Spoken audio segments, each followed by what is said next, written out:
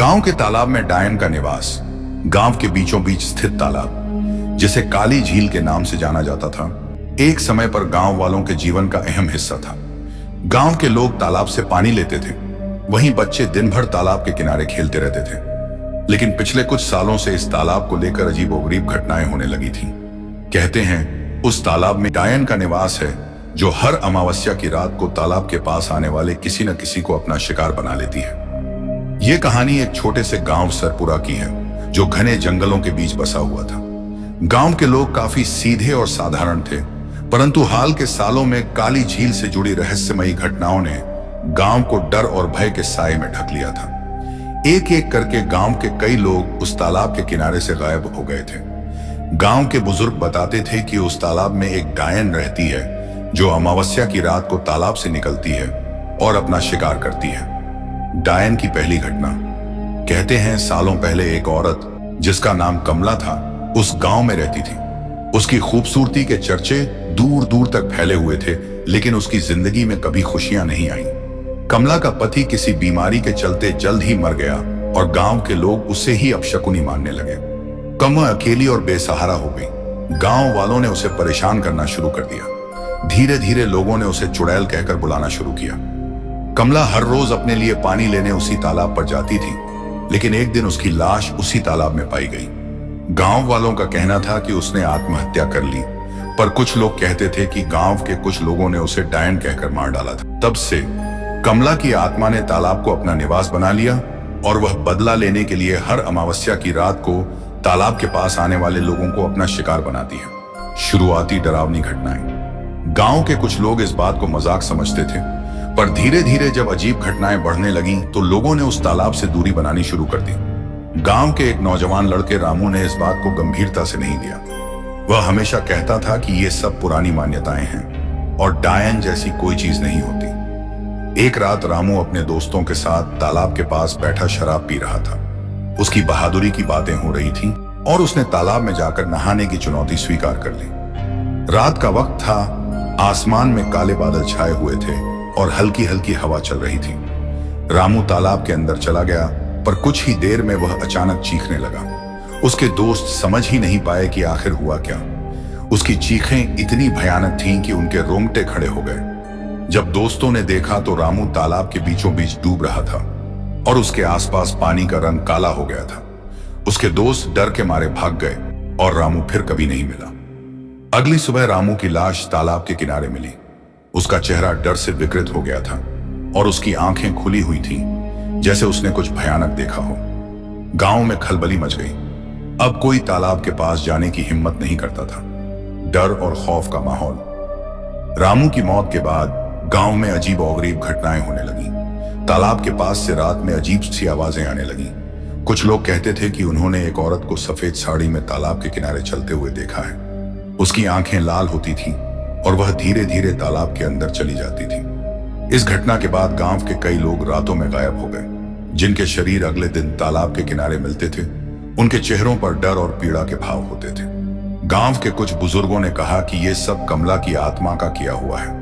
उन्होंने गांव के मुखिया से कहा कि इस पर रोक लगानी होगी, वरना पूरा गांव बर्बाद हो जाएगा। लेकिन मुखिया ने इस बात को नजरअंदाज कर दिया। उसे ये सब पुरानी कहानियां लगती थीं। शंकर की कहानी। शंकर गांव का सबसे बहादुर व्यक्ति माना जाता था।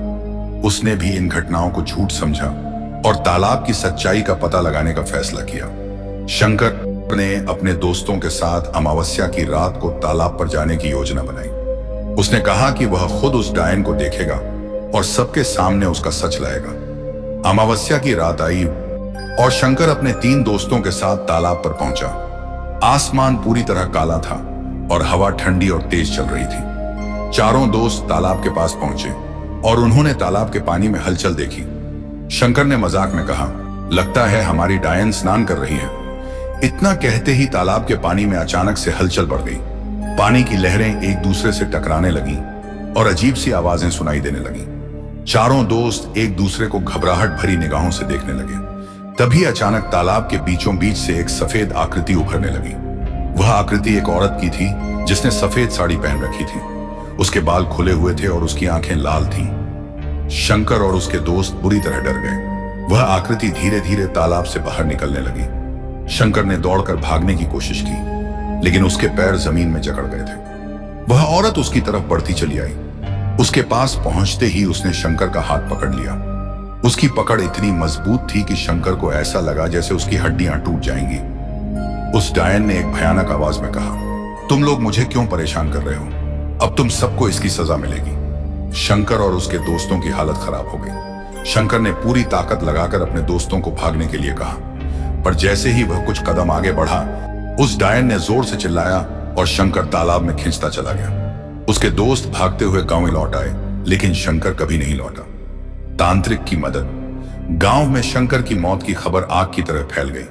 अब गांव के लोग पूरी तरह से यकीन कर चुके थे कि तालाब में एक डायन का निवास है। गांव के मुखिया ने इस समस्या से छुटकारा पाने के लिए एक प्रसिद्ध तांत्रिक को बुलाने का फैसला किया। तांत्रिक बाबा का नाम दूर दूर तक फैला हुआ था और लोगों का मानना था कि वे किसी भी आत्मा को वश में कर सकते हैं। तांत्रिक बाबा गांव पहुंचे और उन्होंने पूरे गांव को इकट्ठा किया। बाबा ने बताया कि यह डायन कमला की आत्मा है, जिसे मौत के बाद शांति नहीं मिल सकी। अब वह बदला लेने के लिए लौट आई है और तब तक नहीं रुकेगी जब तक उसकी आत्मा को शांति नहीं मिल जाती। बाबा ने कहा, इस आत्मा को वश में करना आसान नहीं है, लेकिन अगर हम सही विधि से पूजा करें और उसकी आत्मा को मोक्ष दिला सकें तो शायद वह हमें छोड़ दे। बाबा ने गांव वालों को अमावस्या की रात को एक विशेष पूजा करने का निर्देश दिया। बाबा ने कहा कि इस रात को ही वह डायन सबसे शक्तिशाली होती है, इसलिए उसी वक्त उसकी आत्मा को वश में किया जा सकता है। अमावस्या की रात। अमावस्या की रात आई और पूरे गांव में एक भयावह सन्नाटा छाया हुआ था। तांत्रिक बाबा ने गांव के बीचों बीच एक बड़ा यज्ञ आयोजित किया। उन्होंने गांव के कुछ बहादुर लोगों को तालाब के किनारे ले जाकर पूजा करने के लिए कहा। बाबा ने अपने मंत्रों का जाप शुरू किया और तालाब के चारों तरफ एक सुरक्षा घेरा बना दिया। रात के लगभग आधी रात का वक्त था। अचानक तालाब के पानी में हलचल होने लगी।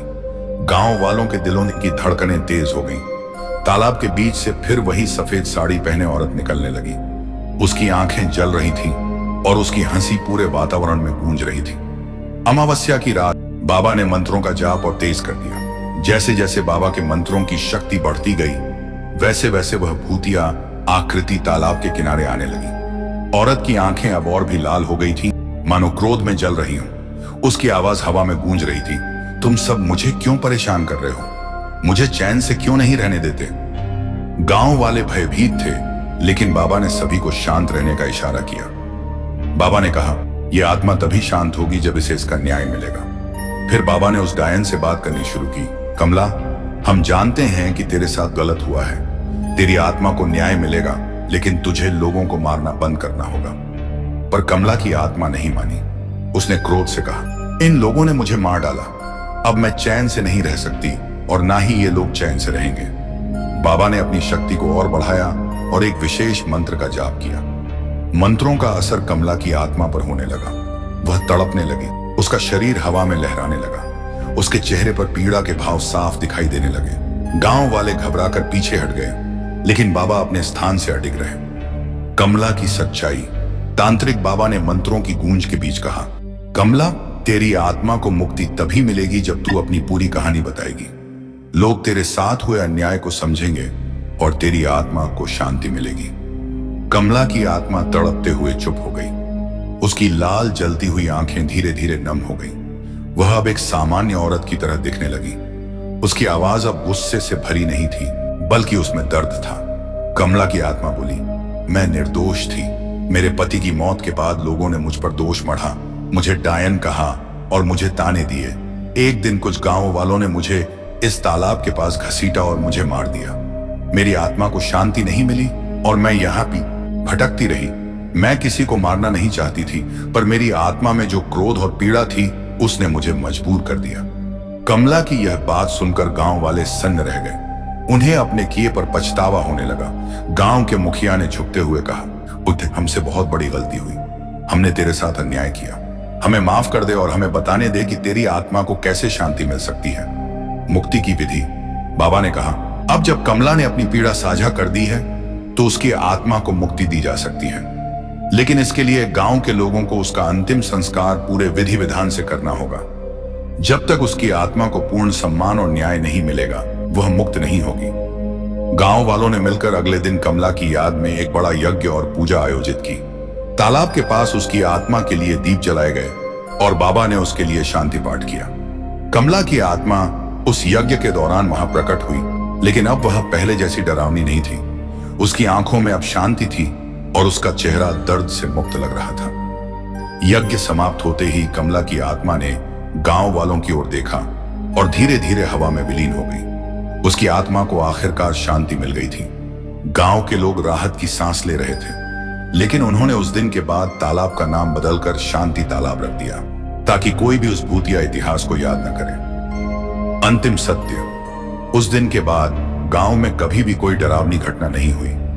लोग तालाब के पास जाने से अब नहीं डरते थे और उस तालाब में फिर से खुशहाली लौट आई थी। हालांकि गांव के बुजुर्ग आज भी बच्चों को सिखाते हैं कि किसी के साथ अन्याय करने का अंजाम बहुत बुरा होता है। कमला की कहानी गांव में एक शिक्षा के रूप में सुनी जाती थी कि कैसे एक निर्दोष आत्मा ने अपना बदला लिया और अंततः उसे शांति मिली। कमला की आत्मा की कहानी गांव के हर इंसान को यह याद दिलाती थी कि इंसान को दूसरों के साथ सहानुभूति और सम्मान से पेश आना चाहिए। और सबसे बड़ा सबक यह था कि आत्माएं तब तक शांति से नहीं रहती जब तक उनके साथ न्याय नहीं होता। निष्कर्ष, गांव के तालाब की यह कहानी एक ऐसी रहस्यमयी और भयानक दास्तां है जो सिर्फ डर और खौफ नहीं, बल्कि न्याय और सहानुभूति की बात भी करती है। कमला की आत्मा ने अपने साथ हुए अन्याय का बदला लिया, लेकिन जब उसे सच्चे दिल से न्याय और शांति मिली तो उसने लोगों को माफ कर दिया। अब गांव के लोग एक बार फिर से शांति और सुरक्षा के साथ अपने तालाब का इस्तेमाल कर रहे थे, लेकिन वे कभी भी उस दिन को नहीं भूलते जब कमला की आत्मा ने उन्हें सिखाया कि किसी के साथ अन्याय करने का क्या अंजाम हो सकता है।